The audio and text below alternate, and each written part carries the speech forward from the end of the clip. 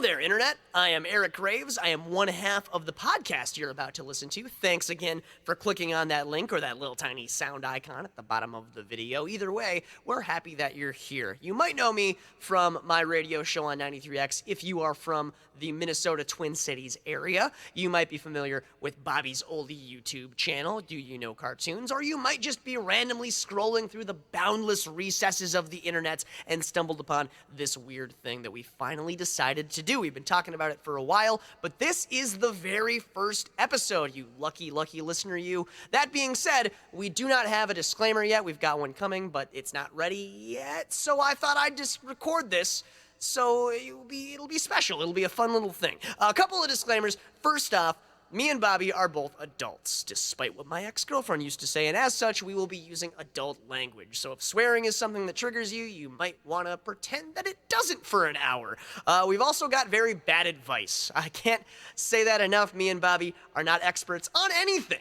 We're not really that smart. We're just very good at talking about stuff. That doesn't mean we're authorities, so you shouldn't quote this to your friends in some sort of scientific capacity. Just don't do that. And lastly, there's going to be spoilers discussed on this podcast. Me and Bobby do not care about spoiling things. That's just going to happen. So those three things, those are what you got to worry about. So if those things don't bother you, then I hope you enjoy this very first episode. But before we get into it, one last thing I promise, because we didn't record this during the actual recording of the show, I want to give a thank you to John Wheeler and Sam Dunn for letting us use, well, they wrote the music that we're using for our theme song. They didn't have to let us use it, but they did. They're super cool. Thanks again, guys. Go check them out. And without further ado, let's get into it. It's episode 1 of the Digital Graveyard, what we're calling This Is What Star Wars Does to People. Enjoy!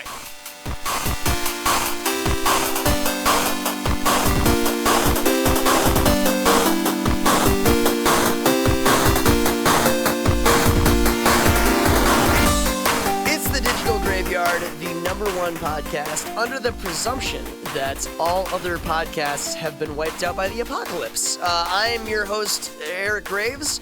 With me, as always, is America's sweetheart. Oh, I'm America's sweetheart.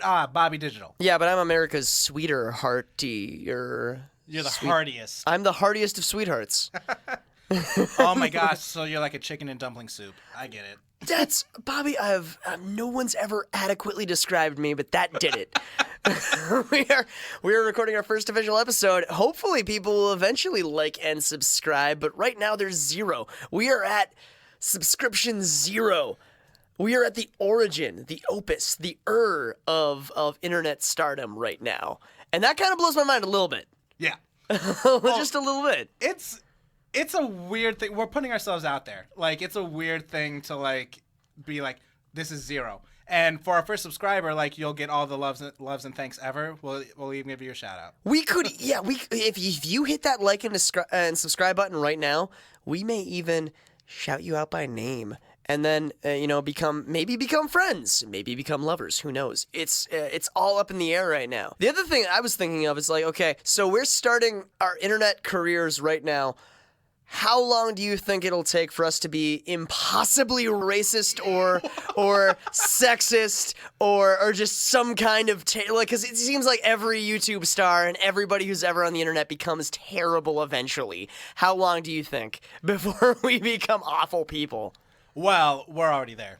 Oh God, Bobby. But I hope no one ever finds out. I mean, I am, but I thought you were wholesome. This is shocking to me. To me, it was always like, have you ever seen the movie It Follows? It's a horror movie about like a sexually transmitted demon. What? No. Yeah, no. It's, I've heard of it. I never heard the plot of it. That's it. No, it's so yeah, you have sex and it transfers this curse, and then slowly, like once you have the curse, you see this demon following you slowly from a distance, and you have to have sex with another person to transfer the curse to somebody else, and then it'll start following them. And that's the premise of the horror movie, and it's a fantastic horror movie. I've always thought of internet stardom the same way, except it's a racist demon. Okay. It's like the second you start your YouTube channel or your podcast, it's slowly approaching you, and you have to tweet out something progressive. Otherwise, eventually it'll catch you when you become a racist. So that movie is just The Ring, but sexier. Yes. It's entirely the premise of entirely the premise of It Follows. That's exactly it. This is the Digital Graveyard. It's the first episode. We don't we tried to figure out what exactly this show's about. I don't think we know yet. We're going to talk a little bit about video games and a little bit about upcoming things to streaming services. We're going to talk about shows and maybe some stuff that was aired, years ago that we're just nostalgic about. It's potpourri, I think is the official name of the topic. I don't know. It's very loose. The whole point is that we're just gonna nerd out about things that we find interesting. We're two friends who can talk for hours about nerdy stuff, and we thought maybe we would record it and send it to you and see if it sticks. I'm Eric Graves. That's Bobby Digital. Those are not our real names, but you don't get to know those yet. We are take us out to dinner first. Yeah, take us out to dinner. Romance us. That's all we ask. That's all any podcaster asks. And also like and subscribe. That goes without saying. We're running a little bit early on schedule here, but we can start getting into it. We've got a couple of news stories, courtesy of the interwebs, that we can start dissecting and discussing. Bobby, you've got your notes. What do we got? All right, let's just start with all the things going on with Netflix right now. So much going on with Netflix. I want to just start with the whole Usagi Yojimbo. Yes, please. Those of you that don't know, Usagi Yojimbo is like a samurai rabbit. No, you need to explain it because a lot of people don't know. Oh, yeah, okay. Usagi Yojimbo, samurai rabbit, came out about 35 years ago in a comic by Stan Sakai. Wow. Right. You did good notes. Right. Everyone who does know about him probably learned about him from the Ninja Turtles cartoons. I was literally just going to say, the first time I heard about Usagi Yojimbo was from the crossover they did with the Ninja Turtles, and not even the original Ninja Turtles. It was like the 2000s Ninja Turtles. Yeah, he's been in every version of the Ninja Turtles so far. Even though the comic book version, is about the same age as the Ninja Turtles, right? Yeah, I think he's like a couple years older. Yeah, and you did it justice. It's about a samurai rabbit in a world of anthropomorphic animal creatures. Right. That's what everybody knows about Usagi Yojimbo. And yeah, it's like 35 years old. It's the word legendary is an adequate descriptor of this comic, and it's finally getting an adaptation for the first time in so long. I remember a few years ago, there was someone put out a trailer of an Usagi Yojimbo movie where it was going to be all stop motion. And it looked awesome. Never happened. But now we're getting a fully CGI show. Netflix has exclusive rights to it. And Stan Sakai has said he's been working with them, on the scripting, and he's an executive producer on it and everything. So, well, Eastman and Laird had such a say in the Ninja Turtles over the years, and the rights to that. So that's the right way to do it. That's the right way to get the creators involved. And Netflix has really been respectful to the creative side of what they've been adapting to. So, man, what are your predictions for this? Ninja Turtle crossover. It's only fair. Yeah, come on. Turnabout is fair play, guys. As long as it's not that new version of the Ninja Turtles, but I'm excited to see it. Even if it's 4 samurai turtles in the background of a market stall, I'll be on my couch watching Netflix, being like, yep. You did it. You guys, you sons of bitches, you did it. That's exactly. That's all that it needs. It's such a good man. I'm excited about this. About this. Well, yeah, Netflix has been just hitting it out of the park with these older franchises and breathing a new life into them and bringing a new audience to it. Voltron, She-Ra, Voltron. That's all that's coming to my head at the moment. But they Watership Down. Do they have Watership Down? They have an animated series of Watership Down. I just watched it. I was very, shall we say, inebriated while I was watching it, so I don't remember a lot of details about it. But John Boyega is one of the main characters. I'm blanking on his name. Who's Professor Xavier now? Oh, McAvoy? Yeah, James McAvoy. He's the main character. And then John Boyega, obviously, of Star Wars and Attack the Block fame. And yeah, rabbits murdering each other. And it's Netflix did a series of it last year, maybe 2 years ago. But yeah, like, again, to your point, there's just been a ton of like, Netflix is just nostalgia weaponized almost. You know what I mean? Right. Well, yeah, now they don't have the luxury of, like, pulling from, like, the Disney well. So, so they're like, yeah, we need our own content. That well done run dry. And if anything's a sure thing, nostalgia is. Yeah, it's. I mean, if one thing can define our generation, but so too Generation X, and I feel like these Generation Z. Is that what they prefer to be called? I don't know. We love watching the things we grew up with, and we love watching it done again. And I feel like that's always been the case. Look at how many Chipmunks movies we got when we were kids. Yeah, and they were fantastic. We can spend a while debating that. The merits of the Chipmunk movies starring Jason Lee and David Cross. But I will plant my flag here. The first one's good. I don't remember enough of them to debate you right now, but I feel like I should. Anyway, I mean, nostalgia sells, and I mean, that's what Disney Plus is, right? And Netflix is decided, okay, well, Disney has that, and we can't use that anymore. So yeah, She-Ra, so yeah, Watership Down, yeah, all of these other things that are internet, the Dark Crystal, which I'm sure I'll dedicate a whole episode to at some point. I still feel like it's weird that they started with She-Ra and not He-Man. But they are talking about doing He-Man. I don't know how much that's developed, but it is in talks too. And Voltron. Well, they started doing Voltron and then did She-Ra. Right. She-Ra came a little later, but yeah, and none of them have been bad. I mean, I could critically sit here, put my critic pants on and my critic suspenders and my bloviating cravats and other. This metaphor is losing me. Yeah. I could sit here and analyze She-Ra and Voltron and all of these other remakes for Netflix, but I have to look at it from the perspective of children watching this right now, because that's what it's intended for. And any child looking at these shows is going to love them. And I know that because I have friends with kids, because we're almost 30 now. Oh. And so, and they've told me, like, yeah, like, these kids, it's so cool that it's like when What's New Scooby-Doo came out.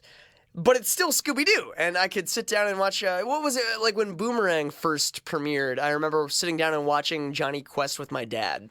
Yeah. And it's so cool that Netflix is like, yeah, let's do that. That's how we're going to make money with this stuff. Dude, like, derailing a little bit, because I never know if I'm ever going to be able to talk about this ever again.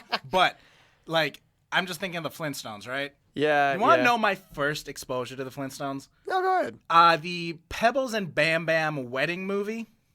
No way. That was your first exposure to the Flintstones? And it's like, what a weird jumping off point, because it's like, yeah, other than that, they're babies all the time. Like, my first, I vividly remember that television special, that masterpiece of modern cinema, the Pebbles and Bam Bam wedding special. But I can't even tell you when I first remembered watching the Flintstones, because that's how quintessential it was.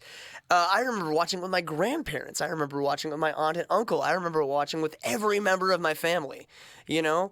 And I definitely watched the movie, the live action movie. Like, so many times the VHS broke. Oh, hell yeah. You know? And wait, that's a remake that hasn't swung back. I mean, it did in comics, and you were a big fan of the Flintstones comics. The Flintstones comics was fantastic, and so was the Scooby-Doo, even though I fell off that. I fell off all of them, but I did start reading them all, including Wacky Racers, which is a show that I never even watched. And yeah, like, that's the idea, right? Like, that's gotta be, somebody at Netflix is reading those comics and is like, yeah, hey, what if we just mature them a little? Yeah, right? Like maybe it's still okay for kids to watch, but what if it's okay with gay marriage? Yeah. You know, and it's like it's cool because it's a modernized version of it, but the morals are still there too, and especially with She-Ra, because I have watched a good chunk of She-Ra. It's not my favorite thing on Netflix to watch, but it's good falling asleep TV. which is something I feel like I'll probably say a lot during the course of this podcast, because I watch a lot of Netflix when I'm trying to fall asleep. Sure. And She-Ra's great. It's so damn wholesome, but it's all like, do you remember like watching cartoons and there was always that like 3-episode arc where things get serious? Yeah. Where it's like something terrible happens and these fun characters have to band together to fight it. Like, that's every episode of She-Ra, but it's still all that weird, charming niceties to it. And I feel like if we got way off the rails because we were talking about Usagi Yojimbo. Yeah. Oh, yeah. And now we're just talking about just nostalgic Netflix. This is gonna be the podcast, though.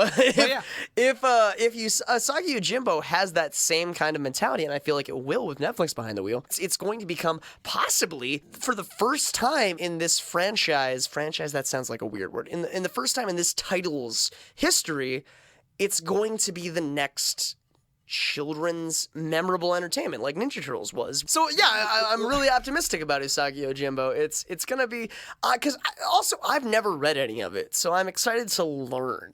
Right. And if the creator is on board, I feel like it's going to be true enough that I will have a good sense of what this character and what this world is all about. Yeah. I've never actually read any of the books. I have a few. Yeah. I've never read any of it. Who has the time these days? But I knew you were more familiar with than I was. Yeah.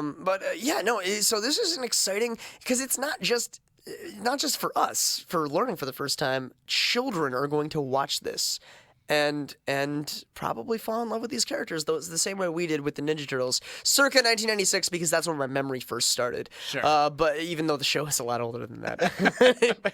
Let's go on to one of the other Netflix shows coming. Let's do it. Dragon's Dogma. I mentioned this. You mentioned this to me, but I had already seen it because I was so excited. I was over the moon. This was just a couple of days ago they announced this. Yeah. And really soon, too. It's supposed to come out September 17th. Which is nuts because they haven't said anything about it up until now. I don't know if there is a trailer or anything, but Not that I've seen. The official artwork that's out makes me feel like it's going to have like the same vibe as Castlevania.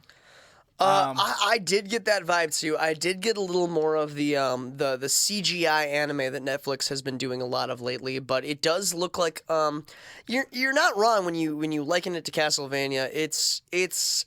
I have a feeling it might be its own sort of style, and I'm excited about that. Yeah. So like here's the plot synopsis of Dragon's Dogma, right? According to Netflix plot description, the show will pick up in a world where the dragon hasn't attacked in over 100 years. Yep. Until suddenly the dragon reappears and attacks a small village. Like they do. And a villager named Ethan tries to protect his family. Okay, lame, but continue. But things don't exactly work out.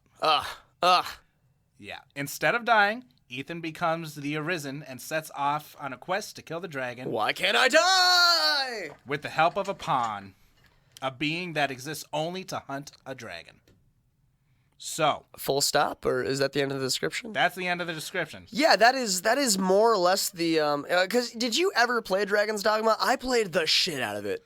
I did not. I always thought it was super cool, but I'm not that into like that medieval fantasy like video game. No, that's totally fair. I am. I was a huge Skyrim nut, and you might be making some enemies off the gate at episode 1 with this, but you never played Skyrim, right? No. I never played Skyrim. He says with impossible shame. I bought Dragon's Dogma because I needed something to fix my Skyrim fix. Dragon's Dogma for a good while filled that. It was a very good game. A well done game from Capcom. Especially at a point when Capcom really didn't have a lot of out of the park hitters, you know what I mean? Yeah, because this was like mid PS3 360 era. Yeah, it was that's accurate. It was about halfway through the lifespan of the PS3.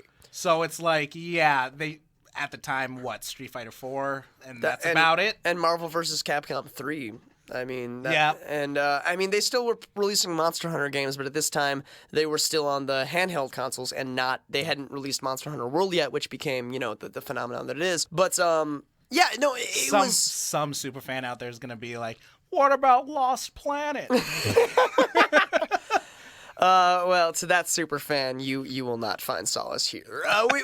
Anyway, yeah, Dragon's Dogma. That is basically the premise of it.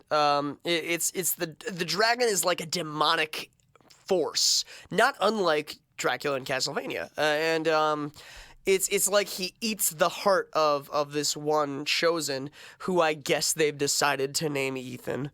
Ugh. For whatever reason. Like, what a boring name. What a boring name. That's literally the only criticism I have of that synopsis, though, because the rest of it's pretty accurate. And it's every 100 years, whoever this dragon chooses has the ability to control these pawns, who are her beings without a soul, and has to go on a quest to either slay the dragon or lose to the dragon. Thusly, the world will end. So the story of Dragon's Dogma, it's a game rich with lore, and I'm amazed that they haven't tried to release a second one yet.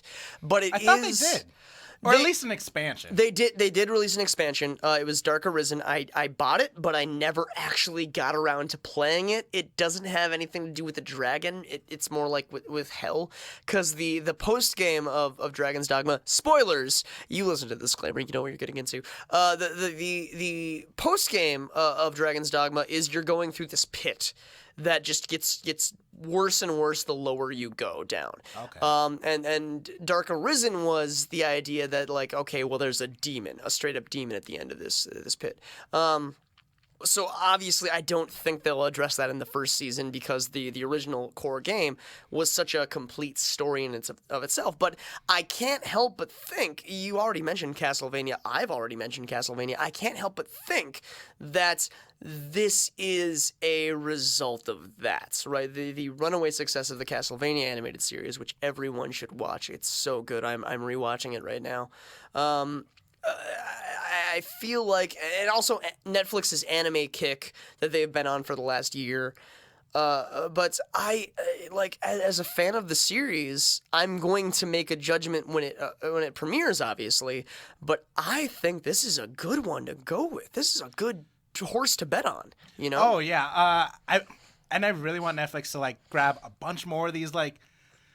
Dragon's Dogma isn't so much in that vein, but like Castlevania is like a big name to get. You know, even though Konami's doing nothing with it. Yeah. Like, and you think, I mean, there's so many that you can think of, too. Like, off the top of my head, Oddworld. Because Oddworld is making a comeback. They're about to release their first new game in, like, 12 years. And that's another, like, it's not just a story, because the story is relatively simple. It's a world that you can expand on. And that's the brilliance of Castlevania. And the Godzilla movies that they've made, and a lot of the other, we were talking about She-Ra. It's a world that they've built that they can just write whatever story they want.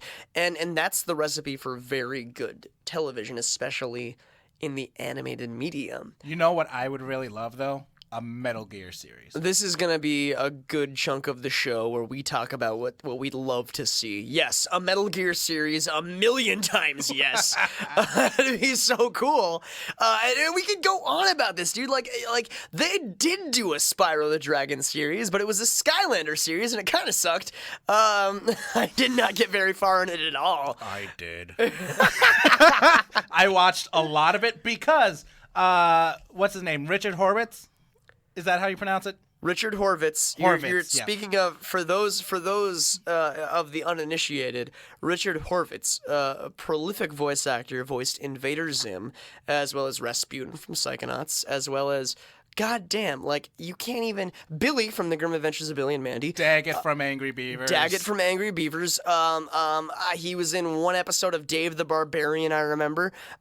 He was a pig guy, right? Was it? Yeah, maybe. He was also, God, I know he was a ghost in Danny Phantom too. Like, he was in so many things. He's not even a voice actor. He just has a bizarre voice, and it's perfect for these obnoxious villains. And he was the villain in Skylanders, I recall. Yeah. And then that's why you kept watching it?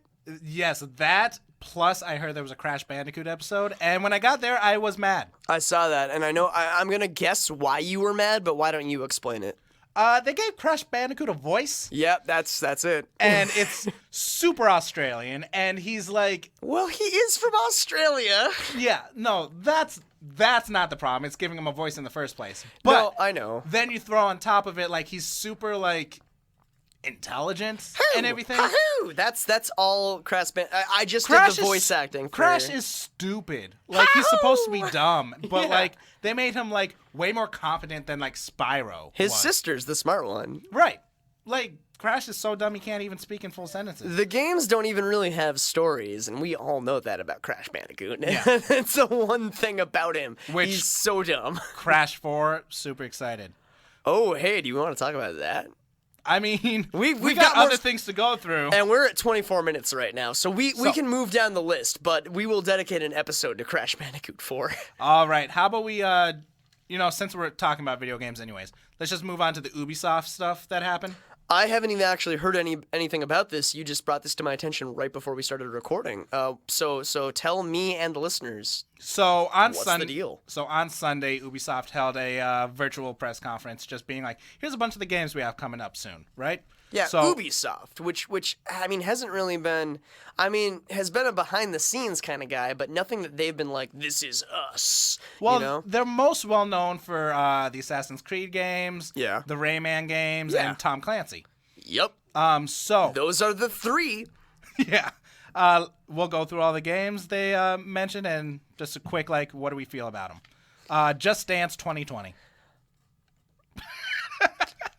It is what it is. I thought this was going to be easy.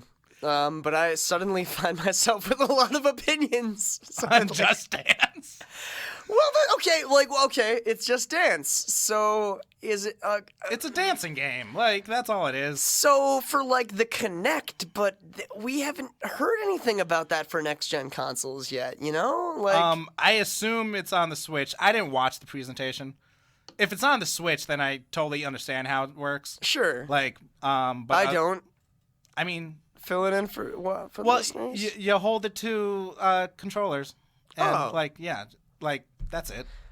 Okay, so if it's a Switch exclusive, then that makes sense. But I don't know what to do on the PS4 and Xbox One. So you're shit out of luck. Yep.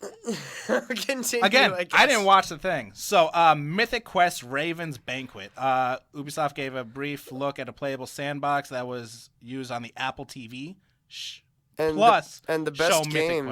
best games have full sentences for titles. Yeah, right. What else do we know about this game? So it's a full sandbox. I'm assuming fantasy, just based on the name. Yeah, it's based off of an Apple TV Plus show called Mythic Quest. That's all I know. I don't know this show. I didn't know Apple TV Plus was a thing. Right? There are too many streaming services. I'm country. So lost in it all. My God, you might as well have cable, but heaven forbid. The Crew 2, which is a racing game. The Crew. There was a first one. Yeah, I remember it. I don't think anyone else does. Well, you're the only one in the room right now who remembers it, so I guess that stands to reason. It's just a underground racing game. Yeah, right. Think Fast and Furious in a video game. So like Drive. Right. Which is a more successful racing game that came out recently. Well, not that recently, but you get my drift. Right. Anyway, go ahead. The Division 2. Right. That's like a Tom Clancy. I remember. Game. Yeah, I remember when it's like a post-apocalyptic Tom Clancy game, as I recall. Yeah. But again, first-person shooter, like that whole business. Right. Ghost Recon Breakpoint. That's also a Tom Clancy thing. Yeah. It's Tom Clancy's Ghost Recon. Like that's that franchise. Okay. So we're leaning into it. That's fine. Watch Dogs Legion. Oh, all right. That would be the third entry in the Watch Dogs series. I never played Watch Dogs. Did Ubisoft do Watch Dogs, really? Yeah, they did Watch Dogs 1 and 2. Oh, wow. Okay. Yeah, I didn't play either because, like, I remember when Watch Dogs was first announced, they were like, look at all this shit you can do. And then when it came out, like, they were like, no, you can't, and it looks terrible. I definitely remember downloading the demo for the first one and playing it a couple of times and then not buying the game. Sure.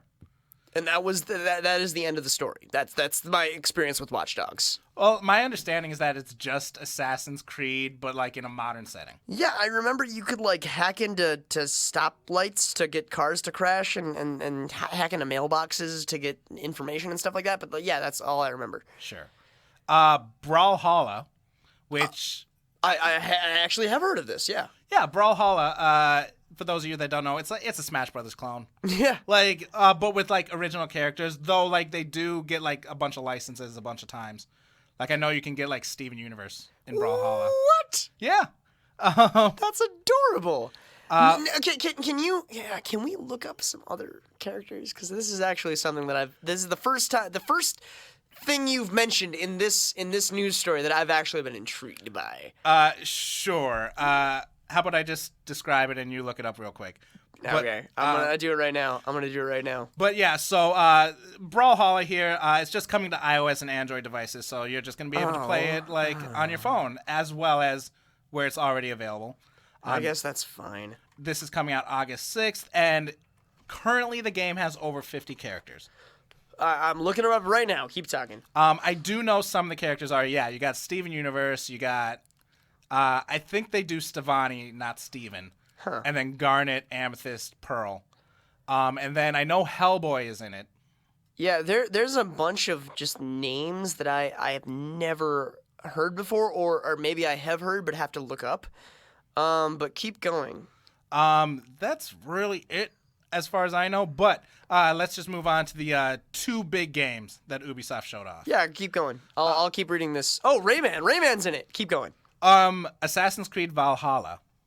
Yeah. I'm excited about this part. I know because you love Norse mythology, and right now everyone loves Norse mythology. I'm a Vikings nerd. I'm totally about it. That's what it is. Well, right now, maybe it's because of the Thor movies. Like, everyone is all about, like, Norse mythology and just Scandinavian stuff in general. Totally. Like, have you seen the movie Eurovision? Yes, I have. Oh, my God, I loved it. I thought, well, okay. All right. Do we want to talk about Eurovision right now? Because I do have some thoughts on Eurovision. Okay. Yes or no to it? Like, what's your opinion? I think it's probably one of the best Will Ferrell movies in a very long while. That's not a very high bar. Oh. So it's a decided medium for me. I can't even think of the last movie he was in. Like, if I'm honest. But Sherlock Holmes and Watson, and nobody watched it. I didn't see it. No, I rented that movie from a Redbox, and like not even a quarter of the way through, we were just like, forget this.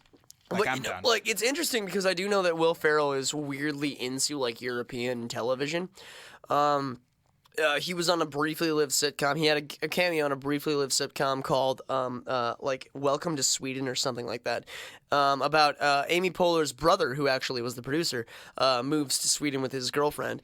And Will Ferrell's in a cameo because he's just like, oh, Sweden, it's great. I have a summer home here and all this kind of stuff. So it's not like I wasn't surprised to really find out that he had a movie about Eurovision. I was more surprised that he chose to star in it.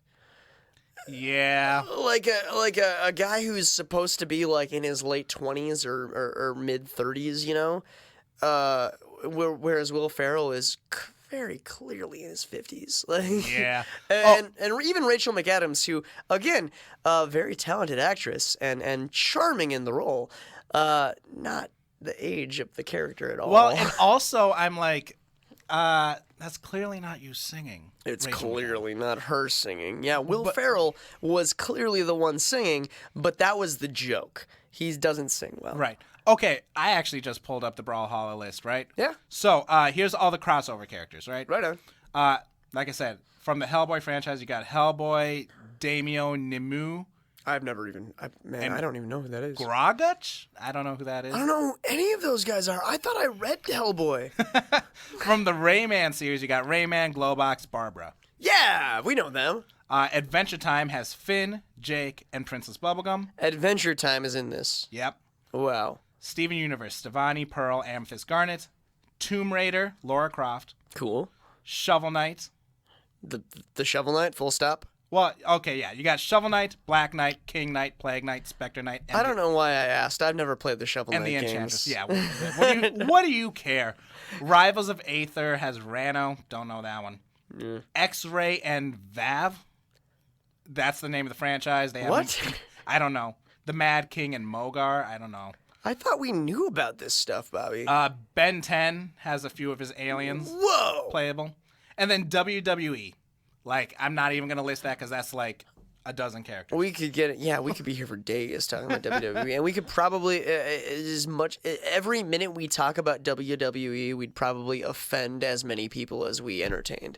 So, but anyways, Assassin's Creed Valhalla is like yeah, let's move on. Is the only one of those games that I'm kind of looking at like I'd get that. Dude, I've never played an Assassin's Creed game. I never have. I played 3 and 4, and that's really it. Everyone has told me you should play the Assassin's Creed game. Like, everyone who's ever played an Assassin's Creed game is like, you would love it. This is the first time, and, you know, it's my bias. I'll admit it. It's my bias. This is the first time I've been like, maybe I should check out Assassin's Creed because of Vikings. But also because of things that I've heard about this. Apparently, there's a mini game in Assassin's Creed Valhalla where you can have rap battles with people. Rap battles? Yes. Wow. Yeah. Well, because again, I'm a Viking nerd, so I know this. The Vikings were kind of dorks for poetry. Yeah. Nobody talks about that part of it, but they were that was their like primary art form, you know. So that is it called Vikings? That show on Netflix that was like a comedy. Oh, well, I was going to bring this up. That show is called Norsemen. Norsemen, and right. As of yesterday, it was actually renewed for a 3rd season. Yes. So you watched it? Yes. Oh I my loved gosh, that show. we've never spoken of this. Yeah, I love Norsemen. I loved it so much. Get this, I know so many weird facts about Norsemen, Bobby. That's one of my favorite shows. Because, and again, I'm biased because I'm a Vikings dork. It is a Norwegian show. But it was a Norwegian show filmed with the cooperation of the BBC. It was literally filmed in Norwegian and then in English. Every scene was immediately filmed in English immediately after they finished one, because every actor in that show is bilingual. Sure. When that show premiered on Netflix, it had, I want to say it had like 1 million viewers, which doesn't sound that impressive by American standards, but there are 3 million Norwegian citizens in the entire country. So a third of their population watched that show. It's not an exaggeration to say that Norsemen was their Super Bowl. That's how big this show was in Norway. And it's like the Office, but with Vikings. Yeah. It's so dumb and hilarious, and I'm so glad you naturally brought it up because I really wanted to talk about it. But I love it so much. Well, like what I was gonna say, like there's that one character who's like enamored with that actor character. Yes. And I'm like, you saying that they're like nerds? His name is Rufus of Rome, the actor character, and I don't remember the name of the Viking chief that you're talking about. Right, but like you saying they were nerds for poetry, it's like, okay, that makes sense of why that character was like that. Then. So you remember that scene where they were like, "Oh, we got to do a poetry reading," because that was a thing in Norse mythology. They were super about poetry, and that's I when I heard about that mini game in Assassin's Creed Valhalla, I was like, oh yeah, that's hilarious, but also that makes sense historically. so keep going. I haven't actually watched a single trailer for Assassin's Creed Valhalla yet. Oh no, it looks cool. Yeah, I've just read about it. But you know, it does the classic like Assassin's Creed thing with the little like hidden blade. Never played Assassin's Creed, so I don't know, so I'm going to take your word for it. Oh, okay. Well, let's just... And the last game was Far Cry 6, which I forgot there was a 5. People really like Far Cry, though, so I'm sure that one's going to do really well. The big thing about this was that it has the actor from Breaking Bad who plays Gus. Yes. I watched the trailer. Goddamn. Giancarlo Esposito. That's his name. Yeah. Giancarlo Esposito. Yeah, yep. Breaking Bad. That's the big thing is that they have him playing the main villain of the game. Dude, awesome. Yeah, that's great. Yeah. Give me more of that. He's so good. He's such a great actor. Yep. Especially his role in Once Upon a Time as the Magic Mirror. Oh, that's right. He was, dude. But he's been in so much since then, too. He's, Well, Breaking Bad just like opened the doors for him. Absolutely amazing, but yeah, he's been in so many like he's done voice acting a ton. He was the Papa Wolf in the Disney's Jungle Book remake. Oh. And I'm sure if this podcast was a lot longer, I could go into how many different roles he's been in, because I actually have kind of weirdly followed his career. It's not an obsession. We don't need to talk about it anymore. But we are almost at the 40-minute mark, so let's keep going on to the next thing. All right. Let's talk about the Uncharted movie. That's literally just started filming, right? Yeah, you brought this up to me, and I mean, I've heard about that they've been talking about this for a while, an Uncharted movie. Yeah, they've gone through 7 directors, right? And at one point, Seth Rogen was going to be one of them. Wow. Right? But I believe it started like it was first greenlit back in like 2009. Yeah, that sounds about right. When we weren't even in college when I first heard about the possibility of an Uncharted movie starring David Boreanaz. Right. That was the rumor at the time. Yeah. And I know at one point Oscar Isaac was in talks to be Nathan Drake. Sure. Which that's appropriate. Yeah, he's got that vibe. He's got that kind of chiseled jaw and gravitas to him. Okay, you just said chiseled jaw and gravitas. Who do you think they got to be Nathan Drake now? Like, take a swing. Steve Buscemi. That, you know what? I'd watch You're that. laughing because it's right. It's true. No, it's Tom Holland. Oh man, we gotta go. Wait, Tom Holland? Holland. I was gonna riff on the Steve Buscemi joke. No. But I feel like this is more important. No, Spider-Man is playing him. Tom Holland's playing Nathan Drake. Right, and I'm like, Tom Holland, that baby face 15-year-old. With his voice is less masculine than mine. And that's I'm not, and I can't say anything more, otherwise I'm gonna get depressed. But I got Tom Holland, really. Right. And what's funny is he's posting pictures of like his workout, and he's just like getting in shape for the Uncharted movie. I'm just like, fuck you. You were in shape already. You were Spider-Man. Oh man, how old is Tom Holland? He's a little bit younger than we are, right? He's like 25, 24. He's less than that. He's only like 22. Really? Like he's not that old. I mean, so he is right at that cusp of where he can start becoming a different role. You know what I mean? Like Chris Pratt was like 6 years ago. So, I mean, I don't want to cast judgment. Part of me doesn't want to cast judgment. But just like when Chris Pratt was announced to play Star-Lord, gosh, my skepticism is doing backflips right now. Okay, but you know the character Sully, right? Like his older mentor in the game? Yeah, I remember him vaguely. Mark Wahlberg is playing him. Okay, all right. I mean, sure. That's fine. He doesn't really look like him. Not at all. He doesn't really look like him, but you know, Mark Wahlberg's old, and he used to play super tough guys. He is getting up there in age, but like he still doesn't have like that feeling of like an older gentleman either. Yeah. Like if I met, I don't know how old he is off the bat. He's got to be almost 50. Like 48, 47 maybe. I would guess he's close to his mid-40s. I don't think he's 50 yet, but he's got to be close. He's got to be older than my mom. Like, because my mom was in love with him. Yeah. So, yeah. Yeah, he's got to be younger than my mom, because my mom didn't know who he was. So that should tell you all you need to know. Sure. If you know a lot of details about me and Bobby's family life. Continue. But yeah, and the director is Ruben Fleischer. Ruben Fleischer. That's a name I think I recognize. He worked on Zombieland and Venom. Okay. Yeah. Okay. Yeah, that sounds about right, but I've seen Zombieland, not the second one, and I haven't seen Venom, so I can't say for sure. Venom's pretty good. Everybody tells me that. It's okay. I'm scared to watch it because you did it. You did it just now. Everybody says it's good, and then everybody says it's okay when I make the noise. Everybody says it's good, and then they say it's okay. Well, so I'm scared. It's one of those movies that's like no one's going to put it in their top 10. Okay, but Bobby, I was a 2000s edgelord, so you True. know how high I hold Venom. You love above Spawn. all standards. I fucking love Spawn. I liked Hellboy before it was cool. Like, it's... Hellboy was always cool, damn it. Okay.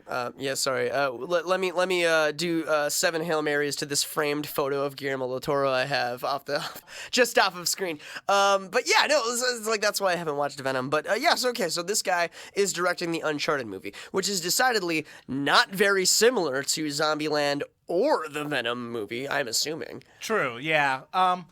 Well, because the Uncharted games always have that like little twist, magical thing going on at the very end. Yeah. So that can get Venomish, I guess. And a Easter egg that points to either Jak and Daxter or Crash Bandicoot. There had better be a precursor orb or something going somewhere, on. right? Something. Some tiki mask or some precursor orb, or I will riot. For real. All right. You gonna cast Tom Holland and then not have a precursor in this movie? Well, then why don't we just break all the rules and go into anarchy? Why don't we? You know what? Maybe they just got Tom Holland because they know he can climb shit. And that is the entire game. Let's keep rolling right along. All right, let's get into Disney Plus here. A lot of Star Wars things going on here. Yeah, there's been a bunch of Star Wars announcements. Yeah, so on Sunday they announced Star Wars: The Bad Batch. That's the big one. That's the big announcement. Every time I look at the title, my dyslexia kicks in and it says The Bad Bitch. I'm like, that doesn't seem like an appropriate Star Wars title. Every time I read the title, my radio inflection kicks in and I go, Star Wars: The Bad Batch. The Bad Batch. But, so yeah, Disney Plus ordered the next animated series from Lucasfilms to be The Bad Batch. It's essentially a spinoff from the Clone Wars animated series they got going. Yeah. I read the article a little bit. It's concluding the Clone Wars or that's what it seems like. Like some paragraphs say it's like the finale to that. Some are saying it's kind of a spinoff. I'm not quite sure. It seems like it's the clones who go rogue. Yeah, that would make sense given the title, right? Right. But Bobby, can I be? You were brutally honest before, and so I would like to, in the interest of transparency, I would like to admit that I have never watched a single episode of the Clone Wars in my life. Really, not one? I've watched one. Not one. I know, and I'm the bigger Star Wars fan of the two of us, unquestionably, right? Oh, for sure. Here's the thing, and I'm gonna say this now because Star Wars is always gonna like pop up here. I'm not a huge Star Wars fan. I did not grow up with Star Wars. I didn't see a single Star Wars movie all the way through. Bobby, you're being too honest. You're over-explaining right now. They're gonna hate us. You're gonna get so much hate mail. I didn't see a Star Wars movie all the way through until high school. You don't know what you're saying. Stop. Okay, I'm sorry. No, it's true. Also, he was terrible in high school. It's absolutely true. Also, The Force Awakens is okay. It's fine. It's okay. But Rise of Skywalker sucked. I'll agree with that too. But no, yeah. So, I was bored through that movie. Now that I have Disney Plus, I might start watching the Clone Wars because I feel like I've watched everything else that I need to watch on Disney Plus. Yeah. So I might pick it up. And God damn, did I love The Mandalorian. So I do know that Disney at least has an idea of what people want to see with the Star Wars franchise. Yeah. So maybe I can get caught up by the time this bad batch arrives on the streaming service. Who knows? But I don't know. Continue. So this isn't the only announcement, right? Right. Well, the other thing's not an announcement. It's just something in talks right now. So Hayden Christensen is in talks to return for the Obi-Wan. Yeah, you mentioned that to me too. Yeah. Which is interesting. Like Hayden Christensen hasn't like completely divorced himself from the Star Wars franchise, but like he definitely hasn't been like in love with it. It's been a while. Yeah. I think it's fair to say it's been a while. But it's interesting because to my knowledge, since the announcement of this Obi-Wan series, Ewan McGregor has been on board. Yeah. So it makes sense that you would want to get Hayden Christensen, right? For sure. But again, it's just like Ewan McGregor wasn't even Anakin Skywalker for the entirety of Rise of the Sith, right?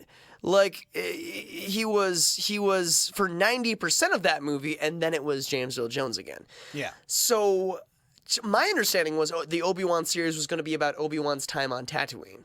Yeah, like that time between A New Hope and... Yeah. So is this role going to be in flashback, or is it going to be in bullet time? Is it going to be like the ghost of Anakin or something, or is it going to be Hayden Christensen in the goddamn Darth Vader suit? Because that is the riskiest decision, but from my viewer standpoint, the most interesting. But also, like, a waste of his time. For real. Like, it is. Like, you could either get James Earl Jones back or get any person that can make that voice. Right? I mean, James Earl Jones has done Darth Vader for the entire run of the Star Wars franchise. Yeah. That is a dude who is always willing to come back. Yeah, that's for the including paycheck. Rogue One. He's never not, because he says 2 words and he gets a couple $1 million. Yeah. So it's yeah. I'm sure there's going to be more on the horizon to talk about this, but that is an interesting little tidbit right now. Yeah. And an interesting thing for our first episode, but we've got time for maybe one more. Okay. There is one little bit of Star Wars news, but like Solo. You know the movie Solo? I saw it, yeah. Did you? I didn't. I did. Not in theaters, but I saw it. Okay. The actor who played Han Solo, Alden Ehrenreich, Sure. he says he would be willing to return under certain I conditions. bet, I darn well bet he would. Like, oh yeah, I'm sure he would. I do know that some of the conditions include, just better promotion for the movie and everything, because that was the big thing with Solo.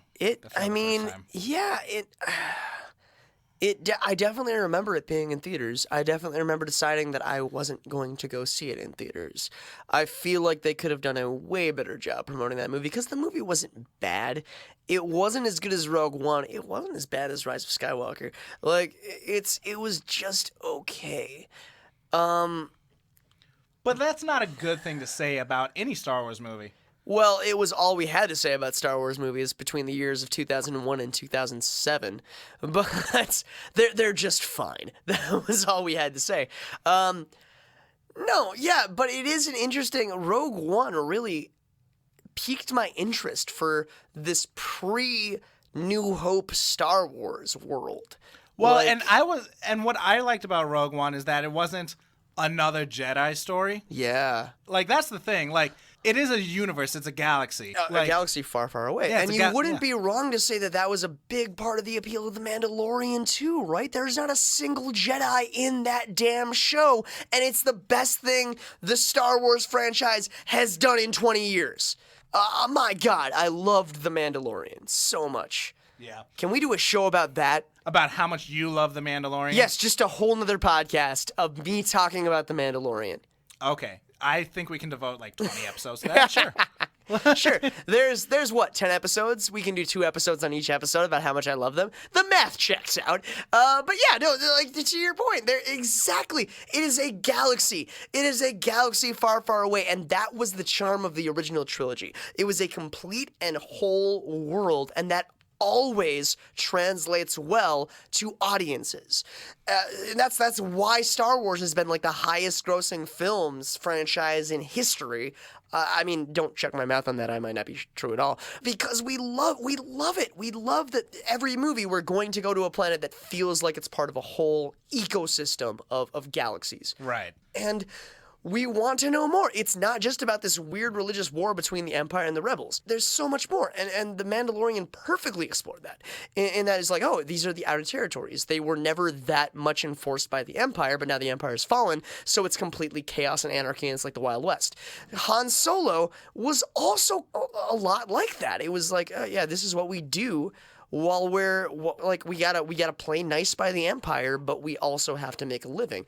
And Rogue One was about just the rebels fighting the Empire without the help of magic, space, Jedi, wizard religion, you know? Right. There's That hokey religion. I would love, I don't know if you remember this because you weren't a Star Wars goon when you were a child. They used to have movies about Ewoks too. Oh yeah, totally. And I loved those. I loved those as a kid. I dread to watch them now because I'm sure they don't hold up. But you could do that. You could want her to make a movie about Jawas. I did date a girl who one time made me watch one of those Ewoks specials with her. Don't tell me it's bad, isn't it? They're bad now. It was really bad. Oh, but man. she loved Ewoks, and I was under the impression that like most Star Wars fans are not the biggest fan of Ewoks. It's Bobby. We could get into this debate. It's a heated debate on whether Ewoks are good or whether they suck. And now the debate was reloaded recently because. Fuck Porgs, dude. Like, some people goddamn love them. I'm not one of them. And then so, like, now I get it, because I was a kid in 1996. So when I was growing up, it's like, yeah, Ewoks, we are the Ewoks. I fucking loved it. I loved the goddamn Ewoks. And then everybody who was like 11 or 12 who was a Star Wars fan was like, God damn, I hate those Ewoks. They ruined Star Wars. And it's like, man, come on, man. It's a cute little show.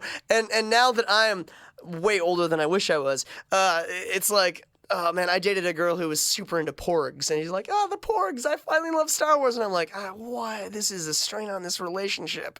This is terrible. They don't do anything. They don't even call them Porgs in the entire movie. Oh, I get it. But at the same time, why should they do anything? They're just the animals of that planet. They never call the Ewoks by name in any Star Wars movie either. And that's the joke that I was kind of trying to make there is like the Porgs are the Ewoks of this generation.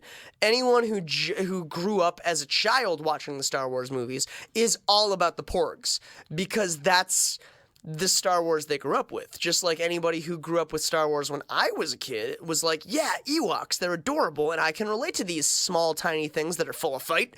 But it's the same kind of thing. And now I have to come to terms with the fact that I'm on the other side of the argument. God damn those Porgs. What good are they? But yeah, apparently not even food because they won't let you eat them. The kids fucking love them, and I have to accept that this is the world that I have found myself in. So that's my thoughts on Porgs. What a great way to start an episode, am I right? Yeah. It's the first of many. Just you wait. Do you have any final notes on this, because we are approaching the end of the show? Any last thoughts on the Star Wars thing that we were talking about?